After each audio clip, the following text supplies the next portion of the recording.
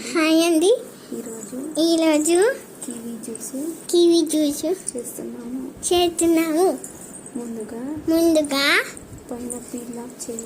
పైన పీల్ చేయాలి. Mixie jar తీసుకోవాలి. మిక్సీ జార్కి తీసాను. అందులో కివీ వేసుకోండి. కొంచెం షుగర్ వేయాలి. అలాగే పాలు వేసుకోవాలి. కివీలో ఫైబర్ ఎక్కువగా ఉంటుంది. ఫైబర్ ఎక్కువగా ఉంది. సి విటమిన్ కూడా ఉంటుంది. పొటాషియం ఉంటుంది. హెల్త్ కి చాలా మంచిది. అప్పుడప్పుడు కివీ జ్యూస్ తాగుతూ ఉండండి.